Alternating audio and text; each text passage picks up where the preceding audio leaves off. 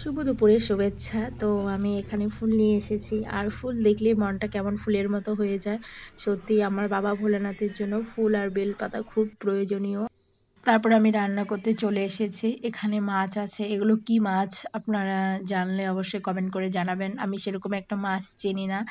বাজারে গিয়ে জিজ্ঞেস করে করে কিনতে হয়। এটা কি মাছ, ওটা কি মাছ। এইভাবে করেই মাছ কিনি। আর এখানে সমস্ত কিছু রেডি করা আছে। আর শিলনোড়াতে বাটা মসলা। আর আমার প্রেসার কুকারে ডালটা সেদ্ধ করা হয়ে গেছে।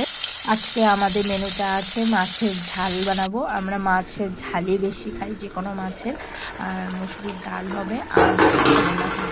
ব্যাস, এই তো সিম্পল মেনু।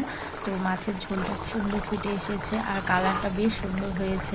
আর লাস্টে নামানোর আগে একটু ধনেপাতা ছড়িয়ে দেবো, আরও হেভি টেস্ট লাগে। যদিও ধনেপাতার এখন সেন্ট পাওয়া যায় না, মানে শীতকালে যতটা সেন্ট ছিল এখন মানে ঘাসের মতো হয়ে গেছে। ধনেপাতার কোনো গন্ধ কোনো কিছুই পাওয়া যায় না। তবুও দিচ্ছি আর কি, দেওয়া দরকার, দিচ্ছি। তো আমার মাছের ঝাল রেডি, দেখুন কি সুন্দর কালার হয়েছে, খেতেও অপূর্ব টেস্ট হয়েছে। আমি খাবার সাজিয়ে নিচ্ছি এখানে। উচ্ছে ভাজা আর হচ্ছে ডাল। আচ্ছা, উচ্ছে আর করলা কোনটা আমি কিন্তু বুঝতে পারি না ঠিক।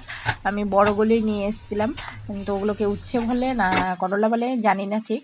যাই হোক, আমার খাবার রেডি এখানে। ডাল, মাছের ঝাল, ভাত আর হচ্ছে করলা ভাজি। তো আমাদের এই মেনুটা আজকে আপনাদের কেমন লাগলো সেটা কমেন্ট করে জানাবেন। যদি ভালো লাগে তাহলে অবশ্যই লাইক কমেন্ট করবেন। তো এখানেই শেষ করছি।